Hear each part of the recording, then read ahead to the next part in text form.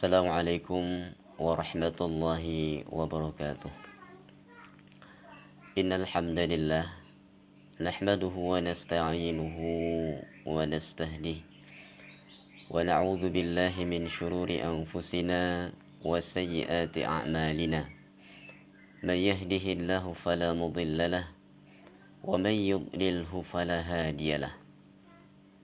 وأشهد أن لا إله إلا الله وحده لا شريك له وأشهد أن محمدا عبده ورسوله لا نبي ولا رسول بعده. قال الله تبارك وتعالى يا أيها الذين آمنوا اتقوا الله حق تقاته ولا تموتن إلا وأنتم مسلمون. وقال عليه الصلاة والسلام فإن أصدق الحديث كتاب الله وخير الهدي هدي محمد صلى الله عليه وسلم وشر الأمور محدثاتها فإن كل محدثات بدعة وكل بدعة ضلالة وكل ضلالة في النار. أما بعد. Para jemaah yang dimuliakan Allah Subhanahu wa taala, salah satu nikmat terbesar yang Allah karuniakan kepada kita adalah Allah menurunkan Al-Quran. Al-Quran adalah nikmat yang sangat agung. Allah telah memberikan bimbingan di dalam Al-Quran. Allah memilih waktu yang mulia untuk menurunkan Al-Quran. Allah menjadikan ukuran Al-Quran itu sebagai kebaikan seseorang. Khairukum man ta'allama al-Qur'ana wa 'allamah. Sebaik-baik di antara kalian adalah orang yang mempelajari Al-Qur'an dan mengajarkannya. Dan Allah juga telah menentukan bagi orang-orang yang menghafal Al-Qur'an, inna min ijlalillahi fil Islam. Salah satu syariat yang Allah tetapkan di dalam Islam ini, cara untuk mengangkat syiar Allah adalah dengan ikramu dzisyaibi wa hamilil Quran, yaitu dengan cara memuliakan orang-orang yang sudah sepuh, sudah tua, dan para penghafal Al-Quran. Para jemaah yang dimuliakan Allah Subhanahu wa taala. Allah Subhanahu wa taala telah menunjukkan kepada kita tentang kewajiban apa, tanggung jawab kita terhadap Al-Qur'an ini. Sehingga Nabi sallallahu alaihi wasallam pun mengadu kepada Allah. Wa qala ar-rasulu ya rabbi inna qaumi ittakhadhu hadzal qur'ana mahjura. Wa qala Rasul, dan Rasul pun berkata, ya Rabbi, wahai Rabb, inna qaumi, sesungguhnya kaumku, ittakhadhu hadzal qur'ana mahjura, mereka telah meninggalkan Al-Quran ini. Jadi tanggung jawab kita adalah mengambil Al-Quran. Tanggung jawab kita adalah menjadikan Al-Quran sebagai bimbingan. Allah Subhanahu wa taala berfirman di dalam surah Al-Qital. Apa itu surah Al-Qital? Surah Al-Qital adalah salah satu nama daripada surah Muhammad sallallahu alaihi wasallam. Surat ke-47. Pada ayat 24 Allah berfirman, "Afala yatadabbaruna al-Qur'an?" Apakah mereka tidak berusaha untuk mentadabburi Al-Qur'an? Am ala qulubin aqfaluha, atau mereka lebih memilih meninggalkan Al-Quran sehingga Allah kemudian akan mengunci hati mereka. Afala yatadabbaruna al-Quran. Imam As-Sa'di mengatakan, fahal yatadabbaru haula'il mu'arridu aw mu'riduna li kitabillah. Tidakkah orang-orang yang menolak, meninggalkan kitab Allah ini, mereka berusaha untuk mentadabburi kitab Allah. wa yata'ammalunahu haqqa ta'ammul, dan berusaha untuk memperhatikan, melihat, mengambil pelajaran-pelajaran yang ada di dalamnya. Fa innahum law tadabbaruhu, sesungguhnya mereka jika berusaha untuk mentadabburi Al-Qur'an itu, ladallahum ala kulli khairin, niscaya Al-Qur'an ini akan membawa mereka pada segala kebaikan. Para jemaah sekalian, segala kebaikan itu ternyata bisa kita cari di dalam Al-Quran. Keberkahan yang Allah turunkan ini ternyata semuanya ada di dalam Al-Quran. Al-Quran kitab yang penuh dengan keberkahan. Maka tugas kita lah untuk mengajarkan keluarga kita, untuk mengajak mereka kembali kepada Al-Quran, untuk kembali melihat, bercermin kita dengan Al-Quran. Ladallahum ala kulli khairin, niscaya Al-Quran ini akan menunjukkan mereka pada setiap kebaikan. Walahadzarhum min kulli syarrin, dan niscaya Al-Quran ini akan mencegah mereka dari segala keburukan. Maka dari sini para jemaah sekalian, kita bisa melihat segala kebaikan itu bersumber dari dalam Al-Quran, dan segala keburukan adalah ketika orang-orang meninggalkan Al-Quran. Sehingga itulah Nabi sallallahu alaihi wasallam kemudian mengadu kepada Allah, wa qala rasulu ya Rabbi inna qaumi ittakhadhu hadzal qur'ana mahjura. Wahai Rabb, sesungguhnya kaumku telah meninggalkan Al-Quran, meninggalkan membaca Al-Quran, meninggalkan mentadabburi Al-Quran, meninggalkan perintah-perintah di dalam Al-Quran, mengabaikan larangan-larangan dalam Al-Quran. Para jemaah sekalian, maka tidak akan sama orang yang mempelajari Al-Quran dan yang meninggalkannya.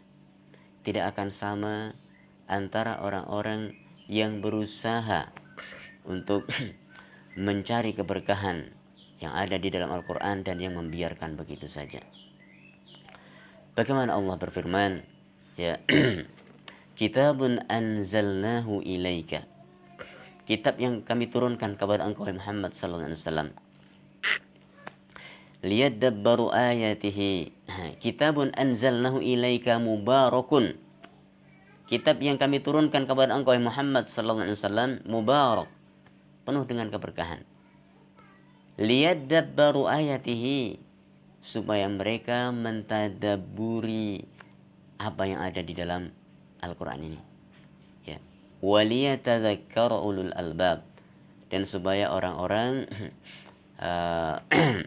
yang memiliki kepandaian, kecerdasan, Allah menisbatkan orang-orang yang mempelajari Al-Quran adalah orang-orang yang pandai.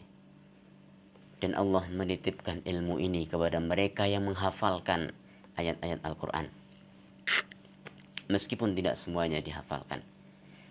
Bagaimana Allah berfirman, ya, bal huwa ayatun bayyinatun, bahkan Al-Quran ini adalah ayat-ayat yang nyata, fi suduril ladina utul ilm, yang Allah letakkan di dalam dadanya orang-orang yang diberikan ilmu kepada mereka. Masya Allah, ternyata Allah menyandarkan, ya, orang-orang yang memiliki ilmu itu terhadap hafalan Al-Quran yang ada di dalam hatinya. Jadi siapa yang berpegang teguh dengan Al-Quran, dan ini merupakan tanggung jawab kita untuk berpegang teguh dengan Al-Quran, maka Allah akan menunjukkan dia dalam segala kebaikan. Bagaimana di dalam surah, ya, Ali Imran, Allah kemudian berfirman, ya, wa'tasimu bihablillahi jami'a wa la tafarraqu, dan berpegang teguhlah kalian dengan tali agama Allah jami'an, semuanya, wa la tafarraqu, dan janganlah kalian berpecah belah. Wala mala'a qulubuhum minal iman, siapa yang berpegang teguh dengan Al-Quran, yang mempelajari Al-Quran, maka hati mereka akan dipenuhi dengan keimanan. Jamaah yang dimuliakan Allah Subhanahu wa taala. Hati yang dipenuhi dengan keimanan. Hati yang dipenuhi dengan keyakinan. Inilah gelar yang Allah berikan kepada mereka yang berpegang teguh dengan Al-Quran.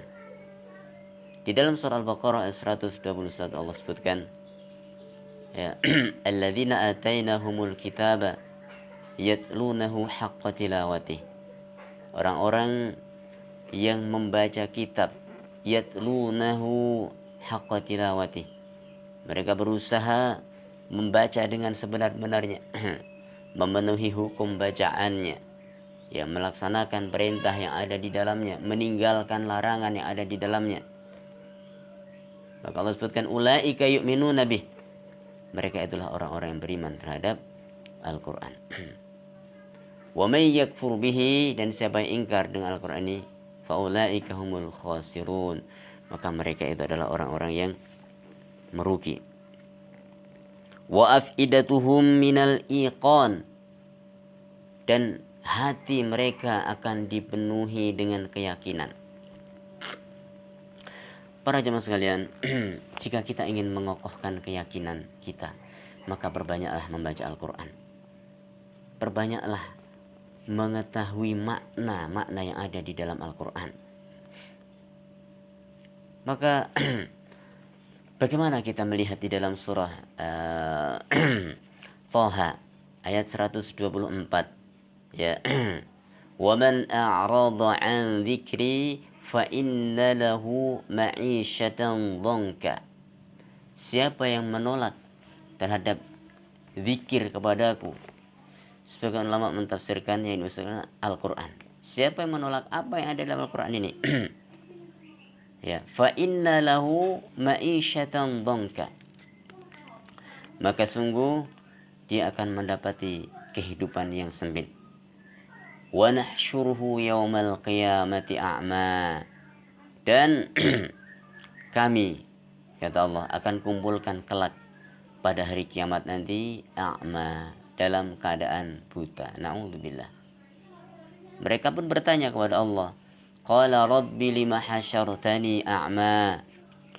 Wahai Rabb, kenapa engkau kumpulkan kami dalam keadaan buta? Wa qad kuntu basira, padahal kami dalam kehidupan dunia dulu basira, kami bisa melihat. Maka Allah menjawab, ya, qala kadzalika atatka ayatuna fanasitaha. Demikianlah dulu ketika datang, ya, ayat-ayat kami memperingatkan engkau, memperingatkan kalian, ya, ternyata kalian tidak menghiraukannya. Kalian tinggalkan ayat-ayat itu. Ya. Wa kadzalikal yauma tunsa. Maka hari ini, ya, hari kiamat ini, tunsa, engkau dilupakan, engkau dibiarkan oleh Allah Subhanahu wa taala. Para jemaah sekalian, inilah hati yang dipenuhi dengan keimanan. Seseorang yang senantiasa kembali kepada Al-Quran. Wala awsalahum ilal matalibil aliyah, dan niscaya mereka akan sampai pada tempat sesuatu yang dicari, yang tinggi, yang dicari manusia. Apa yang kita cari dalam kehidupan dunia ini? Tidak lain adalah kebahagiaan. Maka pelajari Al-Quran. Tidak akan sama, ya, orang yang di dalam hatinya ada Al-Quran dan yang meninggalkan Al-Quran. Maka ini adalah tanggung jawab kita bersama. Karena Allah menurunkan Al-Quran. Allah, Dr. Ayman Rusdi Suhaid mengatakan bahwa Allah menurunkan Al-Quran dari 3 sisi. Yang pertama, Allah menurunkan Al-Quran dari segi lafaznya. Lafaz Al-Quran ini Allah turunkan. Bukan buatan Rasulullah. Rasulullah tidak bisa membaca. Ya. Sebagaimana disebutkan dalam surah Al-Ankabut, "Wa ma kunta tatlu min qablihi min kitabin wa la takhudduhu biyaminik." Engkau tidak bisa membaca sebelumnya Muhammad sallallahu alaihi wasallam, wa la takhudduhu biyaminik, dan engkau juga tidak bisa menulis dengan tanganmu. Ya, ini kata Allah Subhanahu wa taala. Idzal lartabal mubtilun. Maka orang-orang yang menyukai kebatilan, niscaya mereka akan ragu. Jika seandainya Nabi sallallahu alaihi wasallam bisa membaca sebelumnya, kemudian beliau juga bisa menulis, niscaya manusia akan ragu. Tapi ternyata tidak. Beliau tidak bisa menulis. Kemudian sebuah hadis yang diriwayatkan oleh Imam Abu Abdullah Ad-Darimi, yang disebutkan Imam An-Nawawi di dalam kitab At-Tibyan. Wara Ad-Darimi bi isnadihi an Abdullah bin Mas'ud radhiyallahu taala anhu, dari isnadnya sahabat Abdullah bin Mas'ud. Imam An-Nawawi menyebutkan ini dalam satu dalam satu kesempatan, yaitu dalam satu paragraf yang pada dasarnya di sini Syekh Ahmad Ismail Ali Abdul Latif sebagai pentahqiq kitab ini, beliau mengatakan bahwa ini sebetulnya potongan dari beberapa hadis, potongan beberapa hadis yang kemudian dijadikan satu oleh Imam An-Nawawi rahimahullah taala. Qal, ia berkata, Iqra'ul Qur'an, jadi ini ucapan sahabat Abdullah ibn Mas'ud. Iqra'ul Qur'an, bacalah Al-Qur'an. Bacalah Al-Qur'an. Para jemaah sekalian, jadi kita diperintahkan baca Al-Qur'an. Dan kembali bahwa Allah menurunkan Al-Qur'an itu dari 3 sisi. Satu, dari segi lafadznya. Yang kedua, kata Dr. Aiman, min haitsu, dari segi tajwidnya, dari tajwidnya. Jadi tajwid ini diturunkan oleh Allah Subhanahu wa taala. Sebagaimana disebutkan dalam surah Al-Furqan juga, bahwa Allah menurunkan tajwid. Tartil ini Allah turunkan, Wa qala alladziina kafaru laula nuzila 'alaihi al-Qur'anu jumlatan wahidah. Maka orang-orang kafir mengatakan, seandainya Quran ini diturunkan kepada Nabi dalam sekaligus, bukan cara satu ayat, satu surat pendek, mereka akan beriman. Kadzalika linutsabbita bihi fuadak. Tapi tujuan Allah adalah untuk mengokohkan supaya hati itu menjadi kuat, untuk menguatkan hati. Ternyata membaca Al-Quran bertahap, para jemaah sekalian, itu akan mengokohkan hati kita. Ini salah satu mukjizat Al-Quran adalah, baik kita faham atau tidak faham makna Al-Quran, Al-Quran akan menenangkan hati kita. Jika kita yang tidak faham, kebanyakan masyarakat tidak memahami isi makna Al-Quran, mereka bisa tenang dengan membaca Al-Quran. Bagaimana dengan mereka yang faham isi Al-Quran? Maka ini tanggung jawab kita bersama, untuk mempelajari Al-Quran. Warattalnahu tartila. Kemudian menyebutkan, kami bacakan dengan tartil. Subhanallah. Maka sahabat Abdullah bin Mas'ud radhiyallahu taala mengatakan, Iqra'ul Qur'an. Bacalah Al-Quran. Fa inna Allah ta'ala la yu'adzibu qalban wa'al Qur'an. Lafaz ini hasan, kata Syekh Ismail, bimajmu'i turukihi, menurut jalan-jalan yang banyak, yang meriwayatkan ini menjadi hasan. Bacalah Al-Quran karena Allah tidak akan mengazab hati yang penuh dengan Al-Quran. Masya Allah. Bagaimana ketika hati seseorang dipenuhi Al-Quran? Bagaimana ketika seseorang menghafalkan Al-Quran? Saya masih ingat nasihat dari salah seorang guru saya dulu. Dan ini saya nasihatkan kepada murid-murid saya. Bahwa seorang yang menghafalkan Al-Quran itu adalah orang yang dipilih oleh Allah Subhanahu wa taala. Seandainya seorang yang menghafal Al-Quran ini bukan orang yang dipilih oleh Allah, tentu semua orang yang ingin menghafalkan Al-Quran, mereka akan mampu menghafal Al-Quran semuanya. Tapi ternyata tidak. tidak semua orang mampu menghafal Quran. Jika orang-orang yang menghafal, yang bertekad kuat, berniat kuat, bertekad bulat untuk menghafal Al-Quran saja bisa gagal, bagaimana mereka yang niatnya hanya setengah-setengah untuk menghafalkan Al-Quran ini, para jemaah sekalian? Potensi gagal itu akan lebih besar lagi. Ya. Jadi, lalu kenapa tidak semua orang yang bertekad untuk menghafalkan ayat-ayat Al-Quran ini, tidak semuanya mampu menghafal, dan tidak semuanya mampu untuk mempertahankan di dalam hatinya?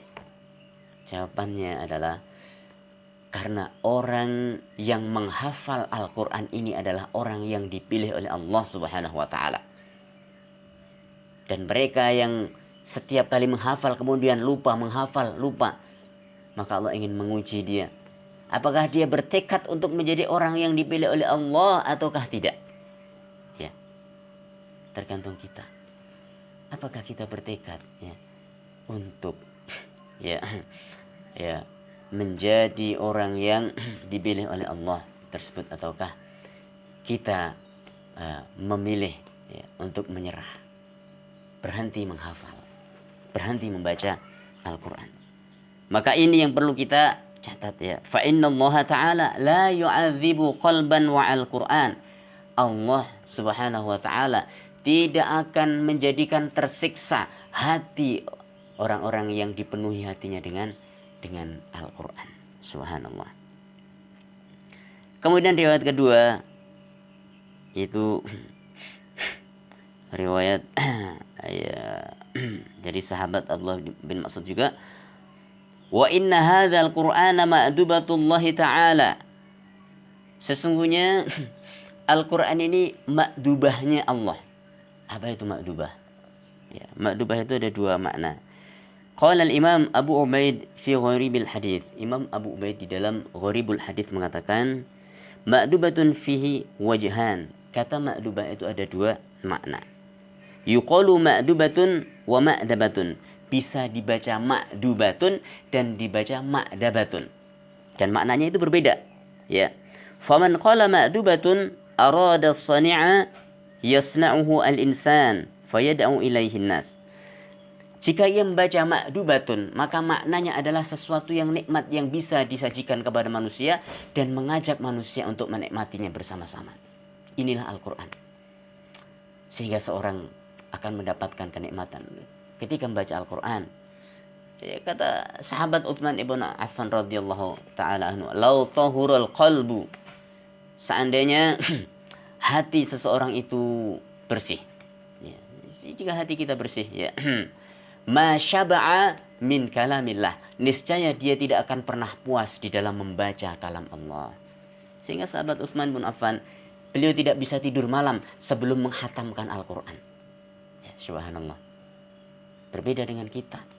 Ya, kita tidak bisa melek ketika ingin menghatamkan Al-Quran. Tapi sahabat Utsman, beliau tidak bisa tidur sebelum menghatamkan Al-Quran. Ini ketika dibaca ma'dubah. Ya. Wa amma man qala ma'dabatun, siapa yang membaca dengan kata ma'dabatun fa innahu yadhhabu bihi ilal adab. Maka yang dimaksudkan adalah adab. Ya, adab. Inna hadzal Qur'an ma'dabatullah ta'ala. Quran ini adalah adab-adab yang diajarkan oleh Allah Subhanahu wa taala. Maka seorang muslim yang ingin memiliki kebaikan, maka hendaklah dia beradab dengan Al-Quran. Faman dakhala fihi fahuwa aminun. Hadis ini juga hasan li ajli Sahal ibn Hamad. Di dalamnya ada seorang yang perawi yang baik yang bernama Sahal bin Hamad. Nah, maka di sini disebutkan faman dakhala fihi fahuwa amin. Siapa yang membaca Al-Quran, maka Allah menjamin keamanan baginya. Masya Allah.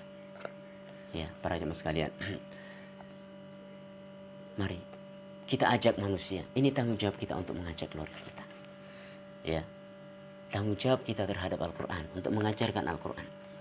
Maka di dalam kesempatan ujian COVID-19 ini, maka kita dituntut untuk bisa mengajarkan Quran, memimpin keluarga kita dengan Al-Quran. Kemudian disebutkan Waman ahabbal Qur'ana falyabshur. Ini tanggung jawab kita untuk menghadirkan cinta kita kepada Al-Quran. Dan siapa yang mencintai Al-Quran, falyabshur, maka tunggulah kabar-kabar gembira itu. Karena dia akan selalu mendapatkan kegembiraan. Kegembiraan di dunia dan di akhirat. Dia akan selalu mendapatkan kabar gembira. Orang-orang yang ya mencintai Al-Quran. Maka jika orang yang mencintai Al-Quran saja, dengan modalnya cinta kepada Al-Quran, Allah akan mengirimkan kabar-kabar gembira untuknya. Bagaimana orang yang senantiasa membaca Al-Quran? Maka kita tanamkan, kewajiban kita untuk menanamkan kecintaan ini. Ya, kita bertanggung jawab, akan ditanya di hari kiamat.